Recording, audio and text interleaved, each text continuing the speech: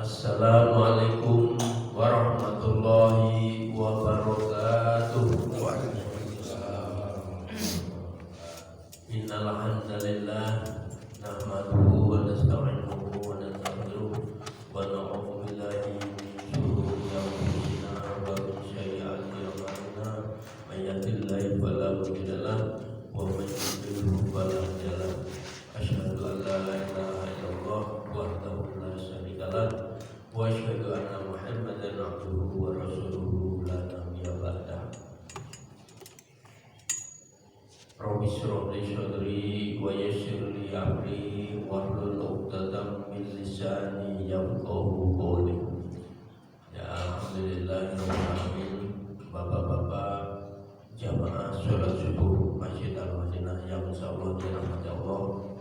Pertama-tama dan yang paling utama, marilah kita selalu panjatkan puja dan puji syukur kehadirat Allah Subhanahu wa taala yang mana sampai pada pagi hari ini kita masih dilimpahkan bernikmat oleh Allah Subhanahu wa taala yang kita tidak mungkin bisa menghitungnya.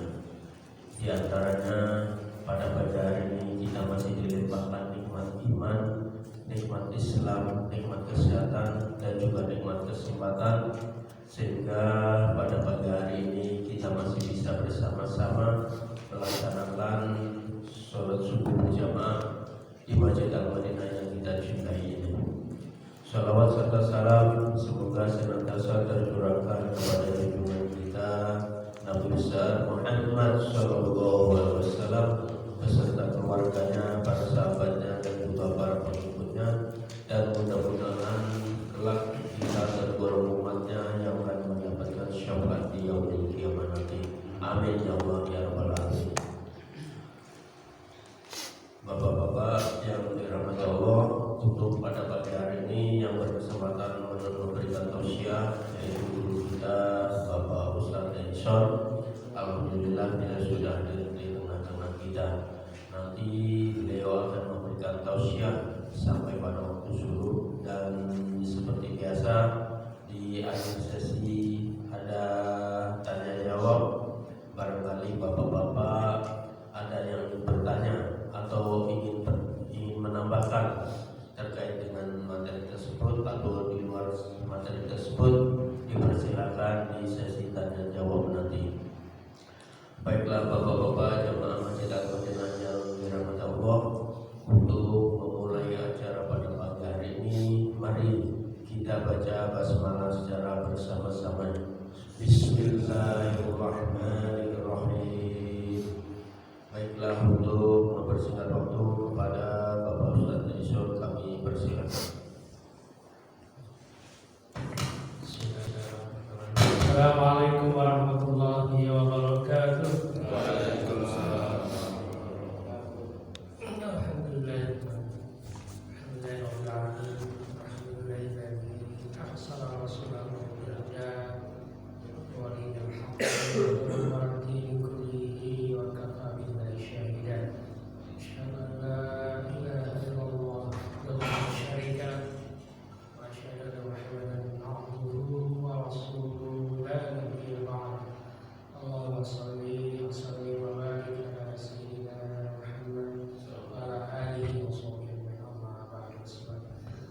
Subhanaka la ilma lana illa ma 'allamtana innaka antal 'alimul hakim. Rabbi shrah li sadri wa yassir li amri wahlul 'uqdatam min lisani yafqahu qawli. Amma ba'du. Bapak-bapak jamaah Masjid Al-Madinah yang subuh, Masjid Al-Madinah yang dimuliakan Allah Ta'ala, para asatiz, para pengurus DKM, dan semua jemaah yang berkawan Allah yang tidak bisa saya sebut satu persatu. Marilah sama-sama kita selalu merendahkan diri di hadapan Allah SWT atas segala limpahan rahmatnya, nikmatnya, barokahnya hingga detik ini. Atas makanan dialah juga kita bisa berkumpul di tempat ini. Kita bisa melangkahkan kaki di suatu tempat yang paling mulia di muka bumi, maksud Masjid Al-Madinah insyaallah. Tak lupa salam dan salam padukan baginda penghulu kita, pemimpin kita, tauladan kita Rasulullah SAW,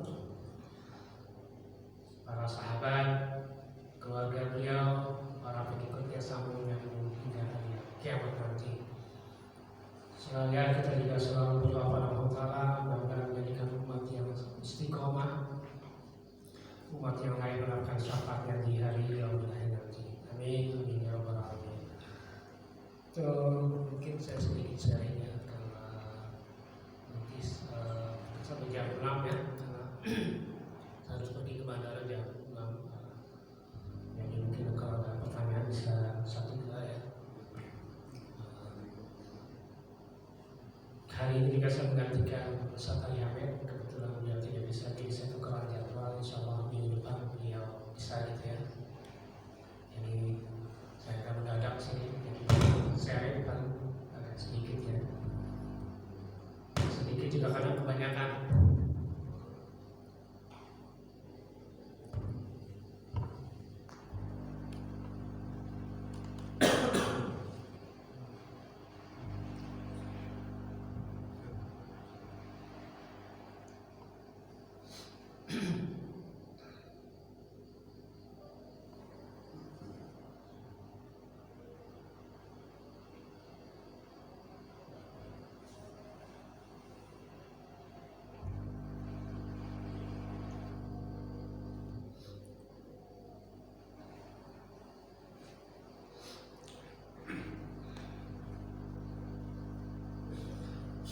Ini bisa menuntut nggak?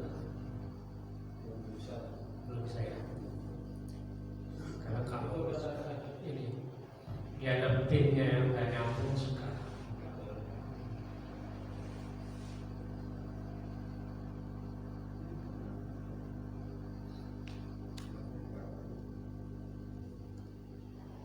Beli lagi yang butuh. Siap bisa gitu. Bisa kalau masuknya.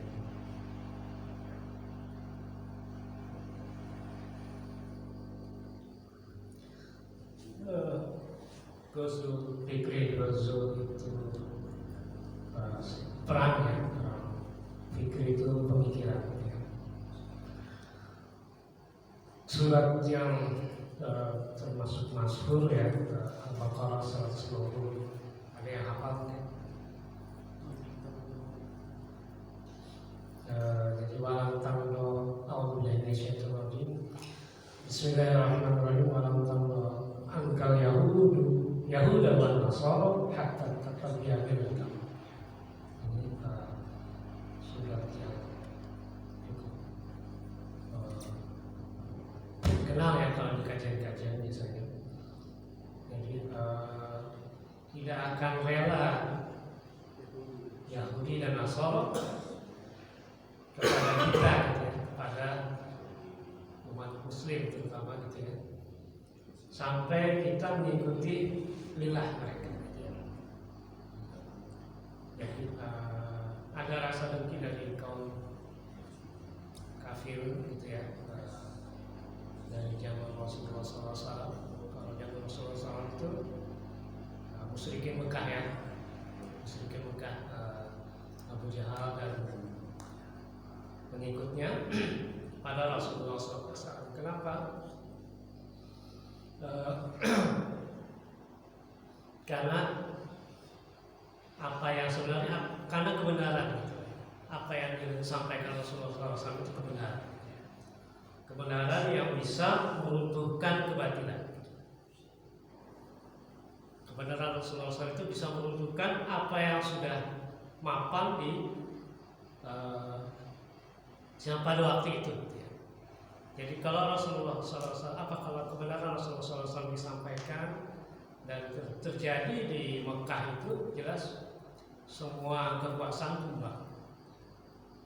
Semua kekuasaan tumbang. Jadi kekuasaannya Abu Lahab, Abu Jahal, Abu Sufyan pada waktu itu akan tumbang, di mana mereka bukan mereka tidak tahu itu kebenaran, tapi kalau kebenaran disampaikan, mereka akan tidak bisa menjalankan monopoli menguasai lagi, akan dikuasai agar tidak akan dikuasai oleh hukum, akan dikuasai oleh Islam. Jadi itu yang mereka tidak inginkan. Kalau itu dikuasai oleh Islam, jelas dia punya cuan segala macam itu tidak bisa mereka kuasai kembali. Kalau di sini disebut sebelum tumbangnya Khalifah, jadi sebelum tumbangnya Khalifah itu masa dari masa Rasulullah, Khulafaur Rasyidin, terus Khalifah Rasyidah, terus ada Khalifah yang turun-temurun sampai yang terakhir di Khalifah Turki Utsmani di Turki 1924. Nah, semenjak itu kita tidak bisa lagi menguasai, kita bisa kita tercerai-berai. Sekarang negara Muslim itu ada berapa? Negara yang sebenarnya bukan negara Muslim, negara sekuler, cuma mayoritas Muslim itu. Di atas 50 ya, itu ada berapa tuh? Oke, itu ada berapa tuh? Banyak. Kenapa? Padahal lu cuma satu gitu loh. Cuma satu. Kepemimpinan kaum muslimin cuma satu. Sekarang tumbang. Tercerai-berai. Kita di puluhan negara kita ya. Di Timur Tengah saja ada 35 negara. Dari 35 negara itu tidak satupun yang bisa membela Gaza. Mereka semuanya rata-rata termasuk Indonesia mendukung Palestina. Betul Pak? Mendukung Palestina merdeka, tapi tidak anti Zionis. Tidak anti Zionis. Jadi tidak menafikan kemerdekaan bangsa Zionis. Kecuali Iran, karena semenjak revolusi Islam dia anti Zionis. Saya maaf tidak membela siapapun di sini, tidak juga karena Iran begini-begini, tidak juga. Kita melihat objektif, apalagi berpaham Syiah, gitu ya. Tentu kita sebagai Sunni jelas berbeda paham dengan Syiah. Kalau pada persamaannya tidak gitu ya. Itu yang tetap kita waspadai. Tapi sebagai negara yang Muslim gitu ya, Muslim Sunni tidak bisa membela gitu ya. Muslim Syiah yang bisa membela. Sekarang ya, dalam kondisi sekarang bisa membela, menunjukkan keberpihakan kepada Palestina. Tumbang Khalifah 1924. Sekarang kita mengalami pasca tumbang Khalifah, masa raja-raja yang diktator. Definisinya tadi al-ghazwah, perang fikriyah, pemikiran. Jadi ghazwah fikri itu perang pemikiran.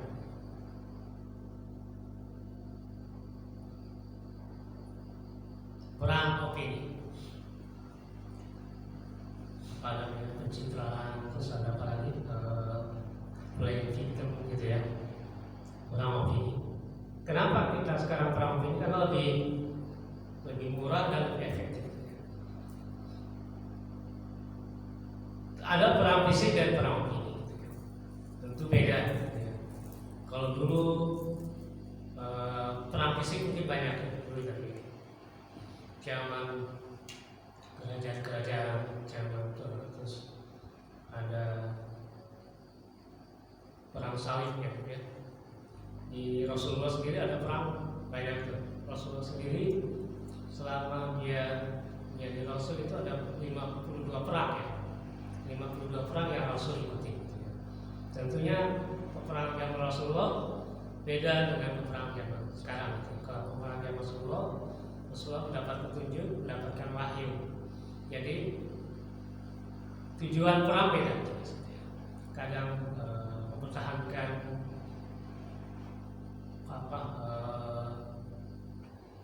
izah Islam seperti dulu ada di Madinah. Muslimah itu dilecehkan sama Yahudi, maka Rasulullah mengumumkan perang, mengepung Bani tersebut gitu ya, berhari-hari sampai mereka menyerah. Itu gara-gara seorang muslimah dilecehkan. Karena Rasulullah sudah pegang kerajaan daulah Madinah. Jadi kita juga ada perjanjian damai dengan Bani Yahudi di Madinah. Jadi begitu ada satu orang dilecehkan maka kita membelanya, itu beda.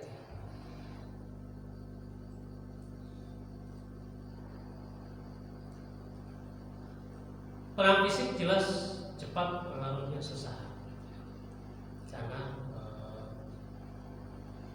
fitrahnya manusia nggak ada yang mau perang, kan? Fitrah agama di dunia mayoritas tidak ada mau perang, tidak ada mengajarkan umatnya untuk perang. Jadi kadang perang tuh banyak motifnya gitu,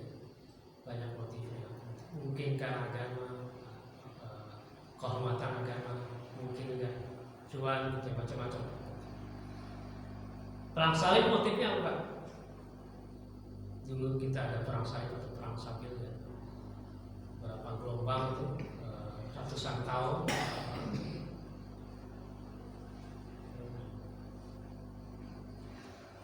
Motifnya cuan, perang salib itu.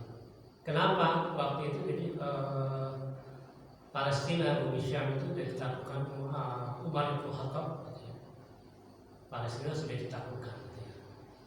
Di bawah penguasaan Islam berkembang, terus itu juga di Palestina itu banyaknya orang ziarah ya Pak ya. Orang ziarah baik dari kaum Muslim maupun kaum Nasrani gitu ya, ziarah di situs-situs di Yerusalem. Tentunya ini karena ramai dan sebagainya, ada cuan. Di mana di situ keramaian biasanya banyak cuan tuh, gitu ya. Akhirnya yang iri, dengki segala macam, gimana caranya dia bisa juga menguasai cuan itu. Dibikinlah skenario gitu, sejarah Kristen itu diganggu ya sama perampok segala macam. Akhirnya masuk ke wilayah agama. Jadi Paus Urbanus II itu memerintahkan supaya diperangi gitu ya, yang mengganggu sejarah Kristen, sejarah segala macam. Terjadilah perang salib bergelombang. Dengan tujuan Yerusalem akan Palestina akan mau dikuasai salah satu pihak. Gitu ya. Awalnya perang opini dulu, sebelum perang fisik perang opini dulu, sampai ada opini terbentuk dan kiroah ayat itu terprovokasi gitu ya. Terutama mungkin basis agama ya. Muslim digambarkan kanibal. Jadi dulu ada namanya perang kan ada tipu daya. Soal Yahudi itu supaya menggetarkan nyali musuh gitu ya. Jadi ada mayat-mayat yang dibakar, mayat-mayat yang sudah jadi mayat dibakar, potong-potong, terus dikabarkan bahwa umat Muslim memakan daging dari tentara salib gitu. Padahal tidak gitu ya. Cuma itu tipu daya. Perang itu kan tipu daya. Supaya menggetarkan nyali musuh. Bahkan waktu perang pun kita boleh menyemir rambut kita jadi hitam. Supaya kelihatan muda gitu ya. Kalau sekarang dia apa? Karena dilarang gitu. Kecuali kita dalam keadaan perang boleh kita menyemir rambut kita jadi hitam. Kalau sekarang semir rambut jadi pirang Pak, jadi merah, pirang untuk menutupi uban. Percuma juga kalau jadi hitam tapi nggak kuat perang. Oh ya itu payah. Wah. Maksudnya kita perang supaya kelihatan muda gitu.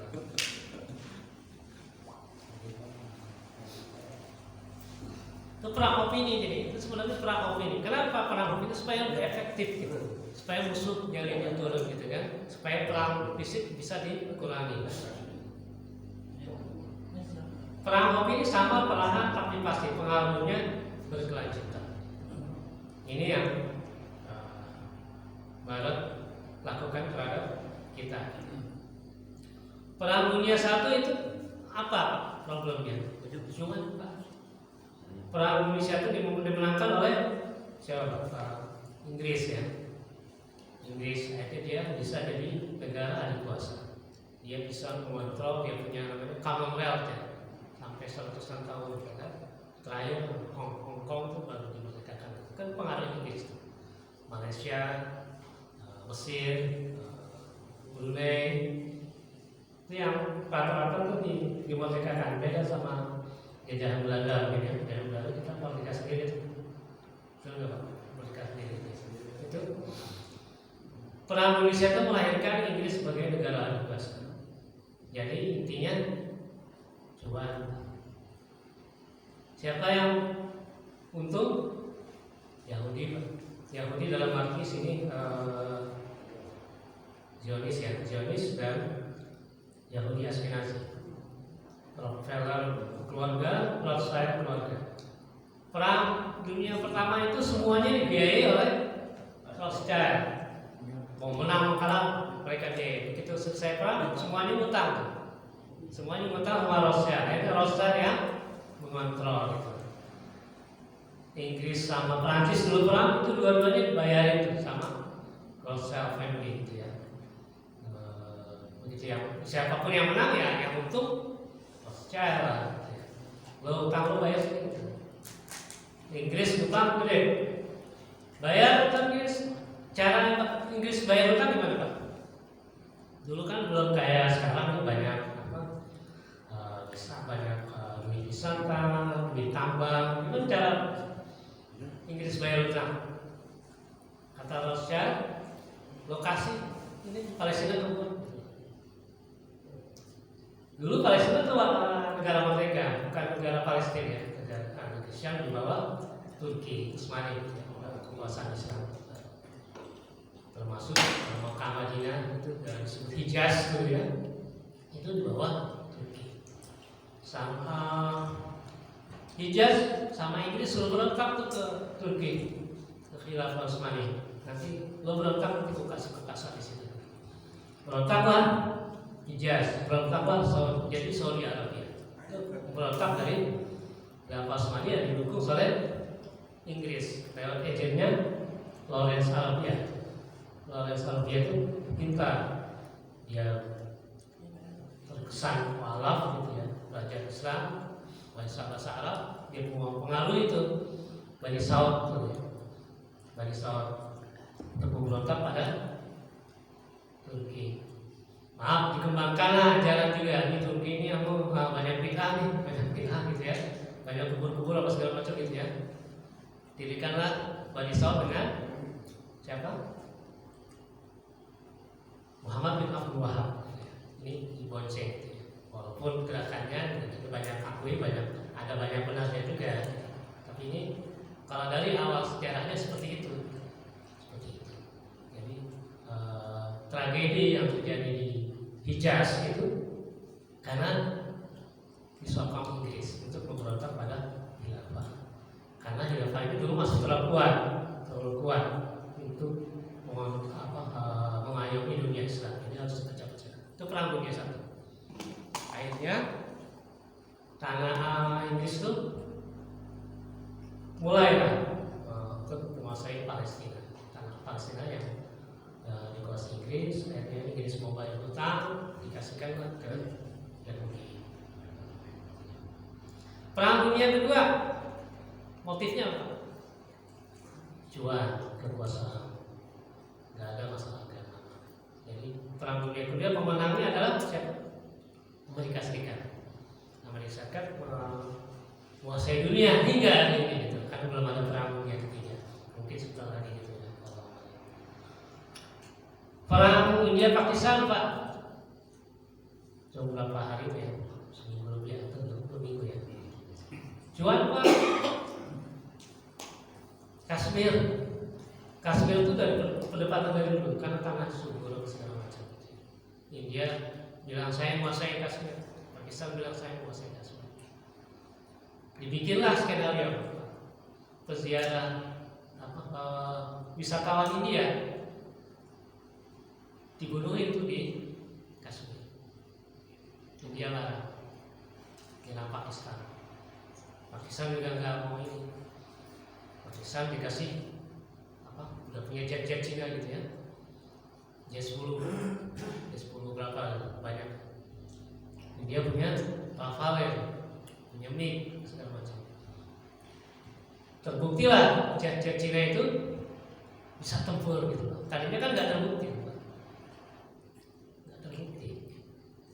bisa nembak berapa jet tuh? Jetnya India tembak berapa?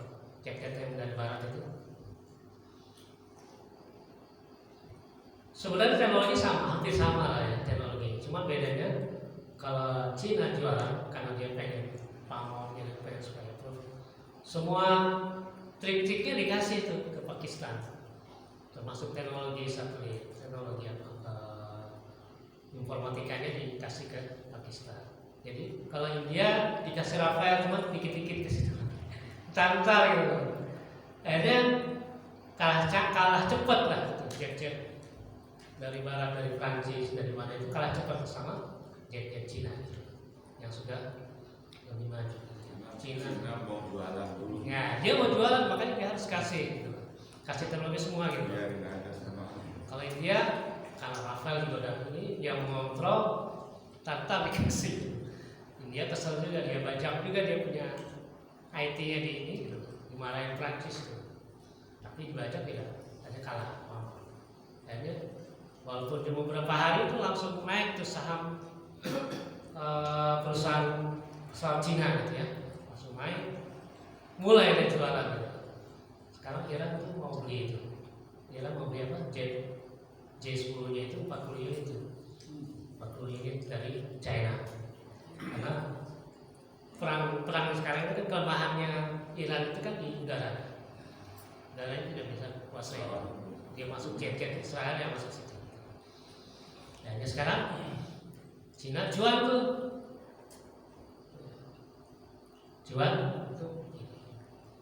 pemimpin negara itu mana ada yang pikirin agama Pak, maaf gitu ya, nggak ada yang pikirin dia punya apa segala macam, yang dipikirin jual Pak gitu. Setan Yahweh itu dia pikirin jual dia, kuasaannya dia nggak mikirin rakyatnya sendiri atau siapapun. Kalau perlu dihabisi, habisi. Mau negara Israel hancur nggak masalah ya, gampang kok nanti dia punya pindah ke luar negeri gitu kan.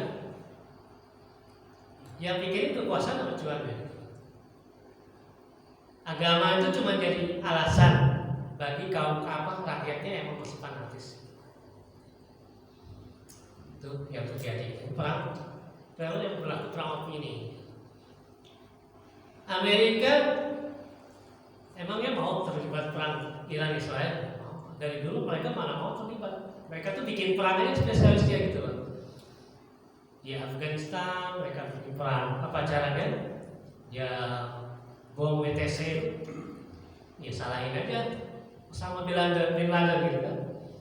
Osama bin Laden gimana cara nangkapnya? Bom aja satu Afghanistan gitu kan. Nyari tikus dalam gudang, bakar aja gudang ini. Otak-otak ini gitu, otak zolim sekali. Otak-otak Fir'aun gitu kan. Itu yang terjadi Bush Junior ya.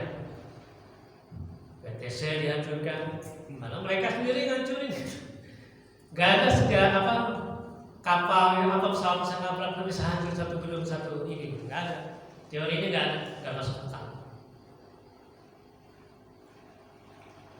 Terus gak ada juga teorinya menangkap satu Osama bin Laden invasi satu negara. Gak ada. Mereka cuan, nyarinya cuan. Afghanistan diserang untuk cari apa? Minyak sama gas ya Pak. Minyak sama gas. Dia nggak peduli mau satu negara dihabisin, pokoknya blok minyak gasnya Afghanistan punya apa? Apalagi Pak? Nah tadi berkaitan tadi perang opini ya. Sekarang kita muslim nggak bisa apa. Sekarang Muslim Syiah, saudara kita ya, bukan Syiah itu ada slogan bukan Islam, hati-hati.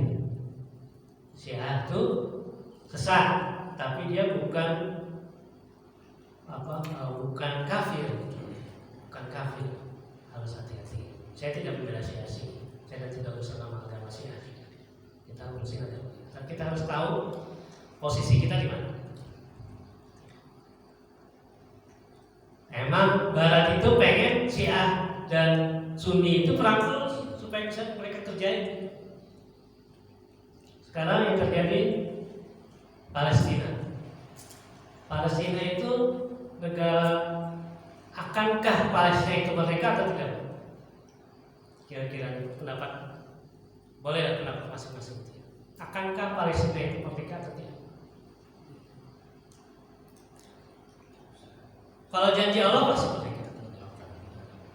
merdeka. Tapi itu nanti gimana? Kalau saya pribadi, saya juga ada satu pendapat dari salah saudara gitu ya. Dia penulis buku itu Palestina sebenarnya negara hayalan. Kenapa? Kalau Palestina yang diinginkan kita adalah gimana Yahudi itu keluar dari Palestina sebelum tahun 48. Artinya apa? Semua wilayah itu wilayah Palestina. Ini yang diinginkan oleh basic dari kita, diinginkan Hamas, diinginkan beberapa negara Islam diinginkan situ.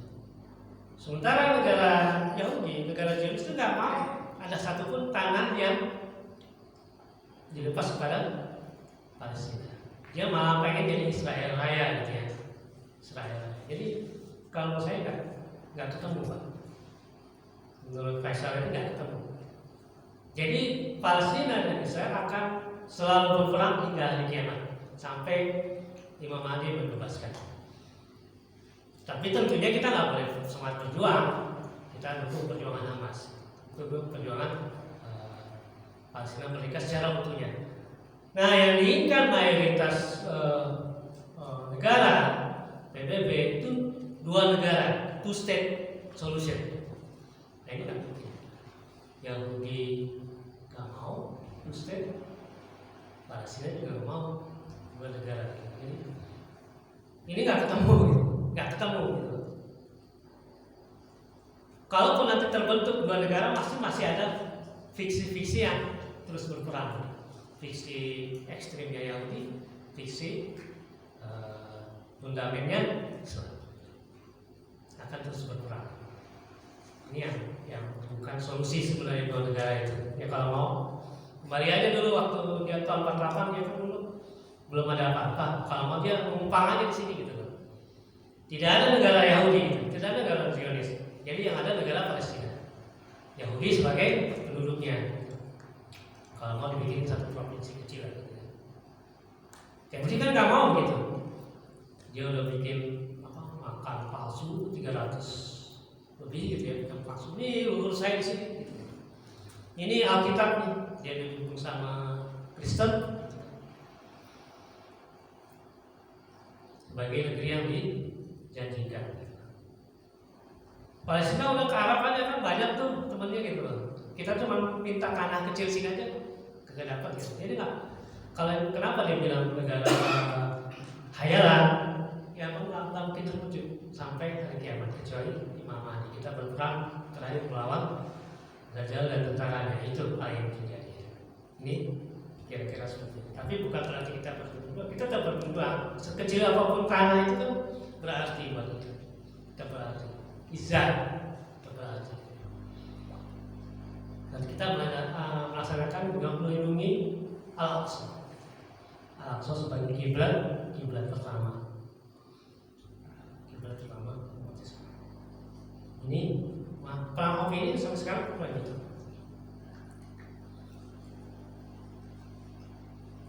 Ini mulut Adolf Hitler. Kebenaran adalah kebohongan yang selalu diulang-ulang. Ini teori sudah proven ya, teori psikologi juga. Kalau kita menyiarkan kebenaran selama 21 hari, mengiyakan kebohongan 21 hari itu jadi kebenaran terbukti, Pak. Psikologi. Jadi kita harus mengkantornya. Orang menyiarkan kebohongan, kita harus kantor terus kebenaran. Jangan dibiarin secara pribadi gitu. Kalaupun kita nggak bisa secara pribadi, kita harus pedoman kita Al-Quran dan Sunnah kebenaran itu. Kebenaran apa kebohongan yang masuk telinga kita, keluarin lagi ke telinga kiri gitu. Seperti itu. Kalau kita terima ayat kita membenarkan, kita membenarkan. Lama-lama kita jadi kena hoax terus. Sasaran Ghazul Fikri pertama yang berusaha akhlak. Inti daripada Rasulullah SAW diutus itu menyempurnakan akhlak. Ini yang bisa bayangkan pendidikan budi pekerti udah nggak ada lagi kan sekarang. Pendidikan moral Pancasila nggak ada gitu ya. Pendidikan kewirausahaan nggak ada. Kayaknya sekarang apa? Anak-anak Gen Z, milenial itu semuanya cuek bebek kan gitu ya. Tidak ada hormatnya sama orang tua gitu loh. Kalau kita pendidikan masih dikit-dikit diajarin gitu ya. Anak bandel dulu pulangin orang tuanya, marahin orang tuanya, udah dimarahin guru, marahin lagi orang tuanya. Karena bandel gitu kan. Kalau anak sekarang bandel di sekolah dimarahin gurunya, datang ke orang tua maafin gurunya. Jadi sekarang yang benar yang jadi salah jadi benar. Sekarang kalau kita belum menghilangkan beberapa pendidikan yang penting banyak. Agama dikurangi, akhlak dikurangi, semuanya dikurangi. Pemikiran kita jadi hancur, kena hoax terus-terusan gitu ya. Masih ada yang fanatis terhadap presiden tertentu, walaupun presiden itu ketahuan salahnya tetap aja fanatis gitu ya. Itu tidak kemakan hoax, kemakan berita-berita algoritma. Kalau di media elektronik atau internet atau segala itu ada algoritma. Kalau kita klik misalnya satu berita yang menurut kita positif, tapi itu berita propaganda, nanti yang berikutnya muncul lagi seperti itu. Makanya kalau kita mendukung seseorang misalnya gitu ya, akan terus mendukung Pak, akan melihat sisi baik itu. Walaupun memang kita secara khusus harus jadi sisi husnuzon ya, tapi kita harus juga adil. Misalnya kalau orang sudah terbukti korupsi gitu ya di pengadilan, tapi masih terus kita bela ya, berarti yang bermasalah siapa Pak? Kita. Jadi kita harus adil gitu, pada diri kita sendiri paling ya. Pribadinya nggak jelas gitu kan. Maaf, laki-laki seperti terlihat perempuan gitu ya, perempuan seperti laki-laki, maco gitu ya, tomboy, perempuan, laki-laki, lalu tulang lunak gitu ya. Walaupun dia belum, tapi kadang tulang lunak, melambai, gitu. Kelihatan gagah tapi melambai. Gitu. Pribadi. Bukunya panjang-panjang. Ya, itu maaf itu penyakit Pak. Walaupun dia awalnya mungkin dia belum tersungkur di LGBT misalnya gitu. Itu salah satu jalan menujunya gitu. Bahkan kadang-kadang LGBT ini juga enggak cowok ganteng gagah gitu. Katanya LGBT. Sekarang udah Sekarang lagi kok. gagahnya. Jadi ada yang perannya sebagai perempuan dan perannya laki-laki. Dan jangan salah juga pria berkeluarga bisa juga terjerat. Baru-baru ini kan banyak pesta-pesta gitu. Kemarin nggak pakai kedok family gathering gitu ya. Pikirannya ketangkep gitu kan. Family gathering adalah keluarganya lagi mancing. Ya. Akhirnya ketangkep gitu. Nggak sedikit pria keluarga punya anak bisa terserap virus itu. Itu virus Pak. Penyakit. Jadi kita hati-hati kalau bergaul juga. Dikit-dikit ikut-ikutan bisa kejadian gitu. Ada jinnya juga itu Pak. Kalau lu ya mungkin ngerti itu. Betul ya Pak. Orang-orang gay itu orang ini suka ada jinnya itu yang Kalau penahan. kalau coba ruqyah Ya. namanya tinggi. Tingkat tinggi itu jinnya, karena jin juga sama seperti manusia, dia ada gay-gaynya juga, ada lah. Tinggi. Jadi sejiwa yang terutama menemukan akidah itu nggak jelas. Kita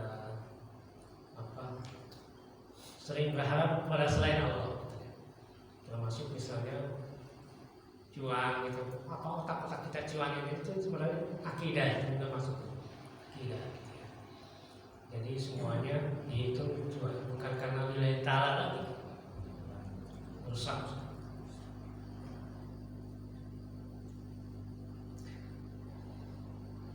Fun, fashion, food. Di fun kita bukan nggak boleh cari kesenangan, rela, gitu. Tapi kalau yang berlebihan kayak gini juga. Fashion juga makin viral, fashion makin terbuka, nah itu bahaya. Atau dia berjilbab tapi warna-warni apa segala jelas gitu. Itu juga sama tuh, hati-hati. Istri-istri kita, anak-anak putri kita, gitu. Jangan cari kemana jilbab ya, lebih parah lagi tuh. Jilbab tapi pakaiannya ketat, gitu. Sama aja gitu. Jilbab itu kan maksudnya menutupi seluruh tubuh kecuali muka dan telapak tangan. Maksud tutupi supaya nggak kelihatan, dia malah dibikin lekuk-lekuk segala macam. Itu Rasulullah bilang itu berpakaian tapi seperti telanjang. Food juga, ya hati-hati Pak. Sekarang kan banyak kayak teh, kopi ya. Cuma yang ada rasa-rasa tuh, misalnya teh rasa macam-macam lah dikasih. Teh dikasih bukan warna perasa. Nah, perasanya itu hati-hati harus dilihat, dia ada gelatin. Gelatin itu mayoritas dari B2 tuh. Gelatin sapi itu sedikit karena mahal. Jadi harus hati-hati. Ya kalau mau teh yang normal aja, original gitu kan. Jangan yang teh susu bagian macamnya yang gitu. Dilihat dulu gelatinnya gitu. Karena kan dia teh yang rasa itu kan dia pakai bubuknya. Kita kan nggak tahu. Ini dihindari itu. Karena itu banyak hal-hal yang terakhir kayak bantuan Palestina yang kemarin tuh dari PBB mana itu campur narkoba itu. Campur narkoba udah masuk bantuan, campur narkoba dirumuskan. Lewat food mereka. Dulu ada triple S juga. Seks triple S itu bukan. Triple S ini juga ini termasuk programnya.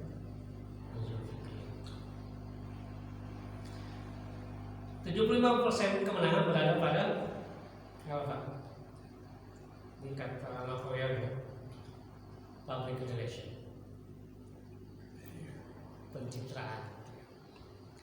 Orang boleh melihat kita jahat, ini segala macam, tapi sebagian orang aja, mayoritas melihat kita sebaliknya. Itu fungsinya PR.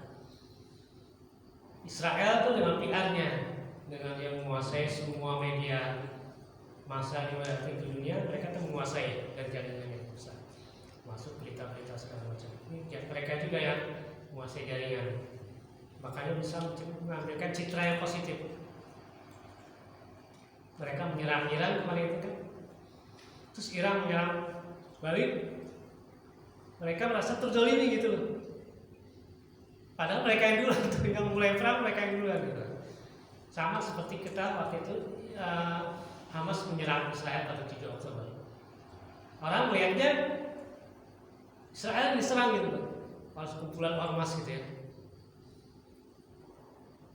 Di macam-macam lagi berita itu, si bola segala macam. Padahal Israel menyerang puluhan tahun, Palestina itu nggak diberitain gitu, nggak dianggap itu penyerangan. Ini humas, fungsi humas ya, public relation.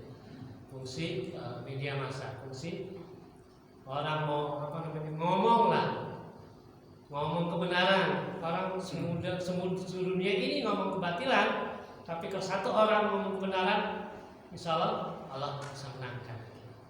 Jangan diam. Paling tidak hati kita memberontak, menolak kebatilan, supaya kita tidak tersibuk, sikap tercelup pada kebatilan. Sarana klub olahraga yang sama, klub-klub yang macam-macam lah ya. Ada klub kebugaran itu suka ada yang aneh-aneh juga, itu kan rata-rata, maaf itu mungkin nggak semua ya, yang bimbing, fitness apa segala macam itu udah asing-asing tuh kadang gitu loh. Perempuan ya, laki ya gitu, hati-hati gitu. Karena udah biasa gitu. Mungkin kalau udah lihat perempuan biasa ya kan ke laki-laki gitu. Hati-hati gitu. Kalau kita join fitness ya kita pakai alatnya aja lah, kalau saya bergaul udah hati-hati. Olahraga gitu kan di kadang keliling GBK itu laki perempuan udah jelas. Bolehlah kita olahraga, tapi jangan hindari campur baur, itulah gitu ya. Yayasan macam-macam nih. Yayasan itu kan lembaga nirlaba intinya gitu ya. Tapi banyak orang kamuflase gitu ya, seperti Bill Gates itu punya yayasan. Sepertiga dari bisnis dia masuk situ tuh. Tapi walau tujuan orang beda-beda, ada yang daripada membayar pajak yang lain. Kalau yayasan kan kena pajak, masukin lah sepertiga keuntungan ke yayasan. Padahal bisnis juga atau menghindari pajak segala macam. Terus ada yayasan-yayasan tertentu yang punya goal-goalnya yang kurang bagus.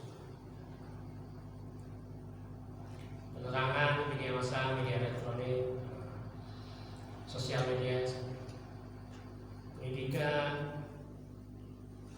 Indonesia ini banyak jadi sasaran karena Indonesia ini termasuk potensi besar.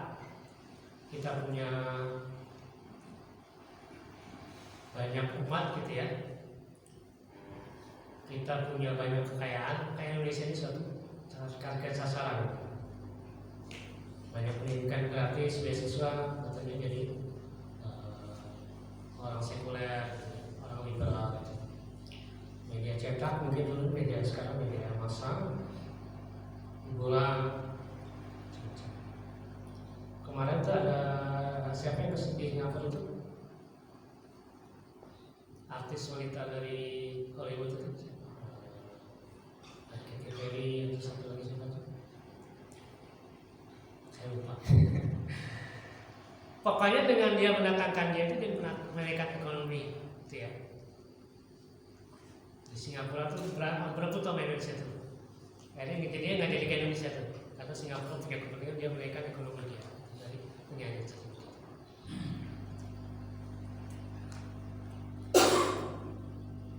Tentunya bagi kita jadi masyarakat jahiliyah gitu ya, kembali gitu ya.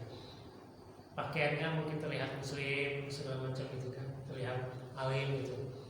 Tapi hati kita, akhlak kita, pikiran kita jadi jahiliyah.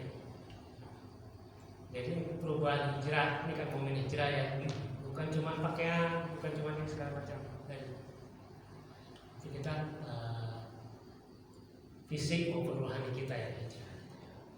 Hijrah dulu mungkin harus pindah karena dulu mungkin kafir, musyrikin menguasai Mekah gitu ya. Jadi Nabi perlu hijrah ke Madinah gitu.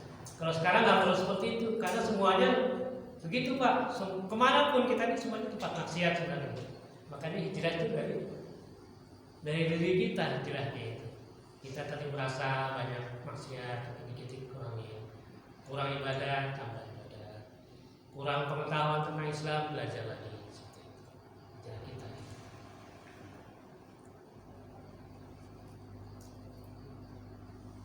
Nah, ini kiat-kiatnya tadi sudah diperbaiki individu ya terutama kita.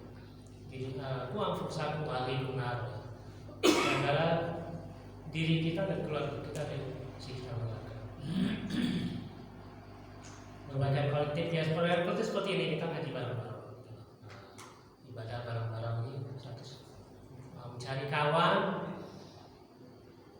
yang soleh yang baik, dekat-dekat sama ustaz, gitu.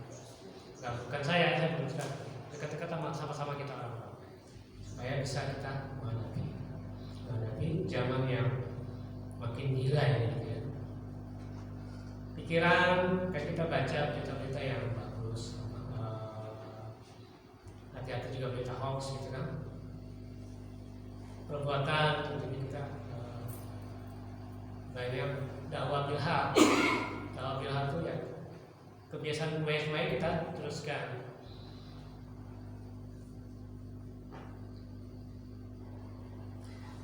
Bentuklah kebiasaan kami akan memperoleh sifat.